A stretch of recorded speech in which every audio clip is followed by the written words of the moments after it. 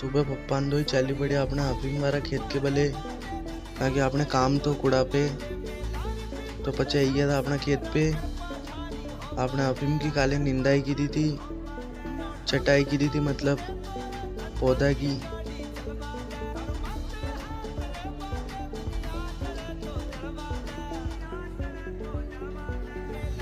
आपने फुवारा पानी ये कम आयो तो अने ये हरकाणो तो પછી કામ કમ્પ્લીટ કરી દીધો તો આ ફુવારાને બરાબર કરી દીધા હતા।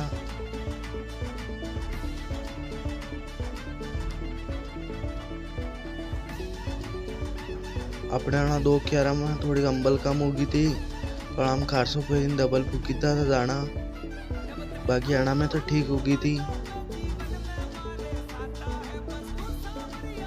પછી નીકળી ગયા घर के बले, घर आईने हापड्यो, પછી કીધું टांडा को चारो पानी,